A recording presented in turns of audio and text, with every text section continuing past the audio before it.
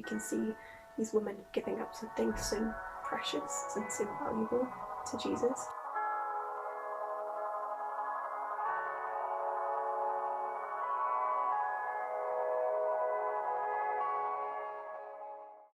Hi, welcome to our new Easter video series. My name's Eva, and for the next week or so, we're going to be spending about 5 minutes a day following up with last week of Jesus before he went to the cross. I know everything right now is a bit crazy and we don't really know what's happening, everything's just so uncertain, but hopefully when we join together we can be reminded of the certain hope that Jesus brings. Every day we're going to have a different passage that we read through together. So today the passage comes from John chapter 12 verses 1 to 9, and I'm going to read it here. 6 days before the Passover, the greatest festival of Israel's year, Jesus came to Bethany, a village a short distance from the capital, Jerusalem. This was where Lazarus lived, whom Jesus had recently raised from the dead. Here a dinner was given in Jesus' honor. Lazarus' sister Martha served, while Lazarus was among those reclining at the table with him. Then Mary, Lazarus' other sister, took about half a liter of pure nard, an expensive perfume. She poured it on Jesus' feet and wiped his face with her hair, and the house was filled with the fragrance of the perfume. But one of his disciples, Judas Iscariot, who was later to betray him, objected. Why wasn't this perfume sold and the money given to the poor? It was worth a year's wage. He did not say this because he cared about the poor, but because he was a thief. As the keeper of the disciples' money bag, he used to help himself to what was put into it. Leave her alone, Jesus replied. It was intended that she should save this perfume for the day of my burial. You will always have the poor among you, but you will not always have me.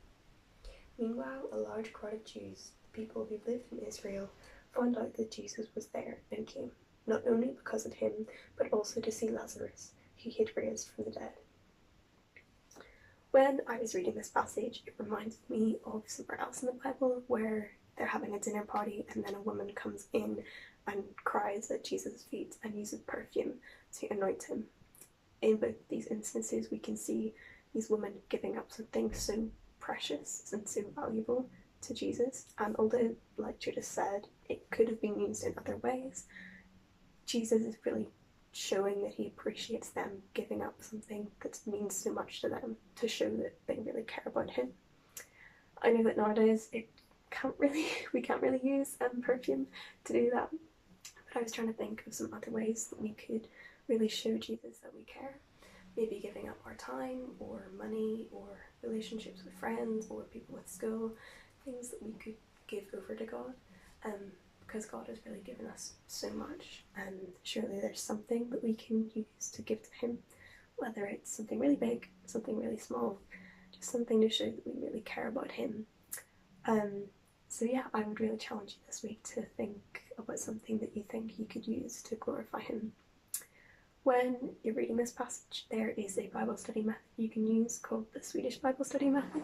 I know that we've used it a couple times in youth, and basically how you do it is there's 3 different keys that you can use when you're annotating it.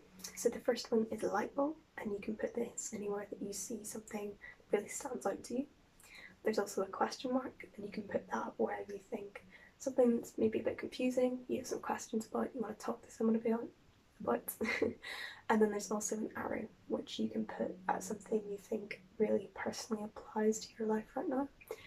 And yeah, I would really recommend that you read through this, maybe talk to somebody else about it, someone in your small group, maybe a leader, someone you can just talk through it with, and you can maybe talk together, see what you got out of it, and see if you can think of something that you could give over to God.